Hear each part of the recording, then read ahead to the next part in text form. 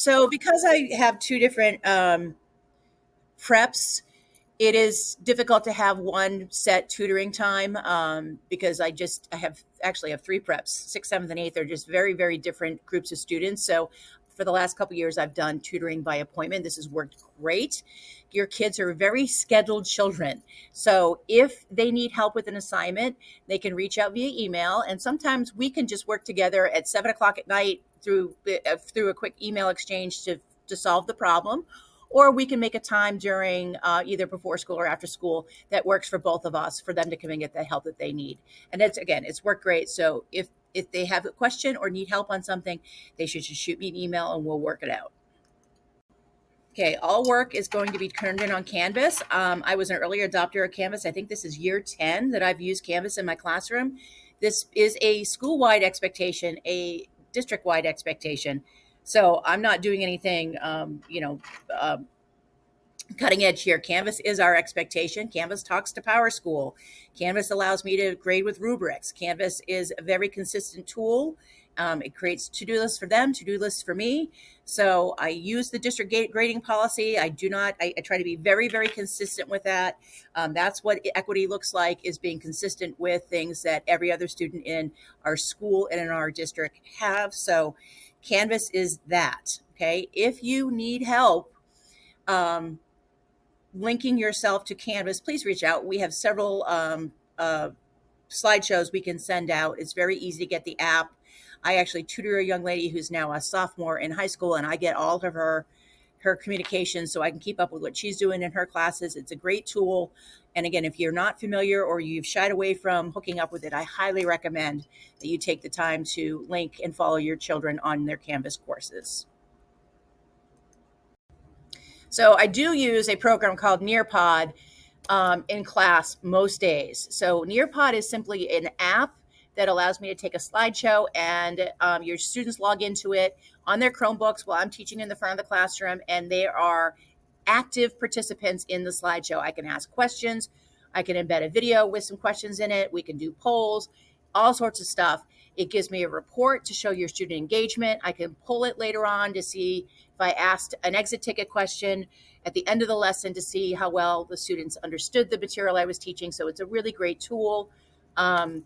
Again, I've had to do some fundraising to keep this program accessible to me, because the first year I taught global studies, it was paid for by the school, and then they pulled it. So I scrambled, but I got it funded. So as long as I keep getting my needs met for that, we will continue to use Nearpod because all of my lessons are on here. So the other great thing I love about Nearpod is that it has a self-paced version of it as too. So I have a spot on my daily lessons where I will post the Nearpod in case your student is absent, or in case they had to leave class early, or whatever the various reasons. Maybe they just want to go back and review something. If they're like, oh, I didn't quite get what she was talking about, they can go back and review the Nearpod as they need, which is really great. In the following slides, I'm going to cover what the course looks like. So we've already completed Unit 0, Introduction to Global Studies. I went over my course expectations, and I introduced the idea of global citizenship and thinking globally, which is to think globally and act locally to the kids. And we're going to continue to build on this in the following unit, which is on global citizenship.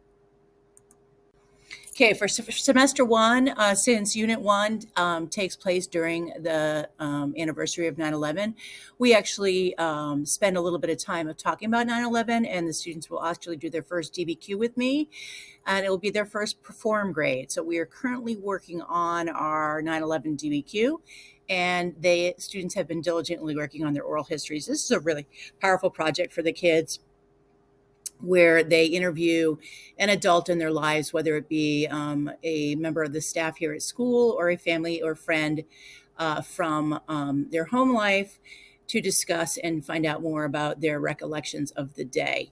And then in class, we are diving into a DBQ. Our 7th graders have done DBQs in the past. This is pretty new to our 6th graders, but I'm pretty impressed that they are comfortable writing 5-paragraph essays. So that's a good place for me to to come from, because a lot of times I have to spend a lot of class time with the sixth graders learning how to construct an essay.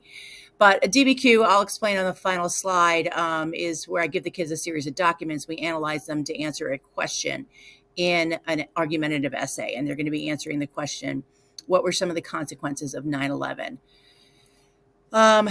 Then we're going to do an inquiry on globalization, talk about the U.S. role in the world, and then analyze some political cartoons. Okay, for Unit 2, we're actually, this will take place during Hispanic Heritage Month. So we're going to do a Google Voyage, which is a interactive sort of field trip that kids can create. They're going to choose any country in the world that speaks Spanish and do a little virtual field trip using Google Voyage to create for me. And then we will move into globalization. They start with an escape room challenge as a digital one. We'll explore globalization, and then we have this great activity where they unpack some cargo ships, and it's going to take a couple days to delve into what they find. And then finally, we do a DBQ on arguing whether globalization has benefits or detriments, and which is the greater, the benefit or the detriment. Okay, Unit 3 is a pretty big one. We really roll up our sleeves and get into some serious topics, talking about rights, religion, and identity. We delve into the Universal Declaration of Human Rights. The students will actually do a Paideia seminar on the UDHR. We will look at various aspects of human rights, and then break off and talk about genocides, and particularly in light of like genocides since World War II, since the Holocaust. The kids will take some time to look at the civil rights offered to us here in the United States and compare those to the UDHR. And finally, they will close out the unit with a essay on human rights that will tie into our Paideia seminar. Okay, so Unit 4 is climate change and social justice. So this is not just taking a look at climate change, but looking how it affects various peoples and cultures around the world. We will start with a clear understanding of climate change, the evidence that we have. We will look at the global north versus the global south, also known as the developing versus the developed world. We will do a group activity where each group will have a different species to examine and then create a presentation they will give out to the class. We'll look at our own carbon footprints and examine carbon emissions and how we could reduce them. And then finally, we will end up with a DBQ on climate change. And in Unit 5, our last unit of the semester, the students will engage in something called the MICFA Challenge. This is a nationwide program, a nonprofit. I did the training 3 or 4 years ago now, where the kids get to choose a topic that is near and dear to them. They're going to choose any global topic, and they're going to work on creating a speech. So instead of having a final exam in this class, they will actually give a 2-minute speech known as the soapbox speech. These have been really powerful and amazing over the last couple of years. The passion that our students show for things that are important to them really shine through in this final project.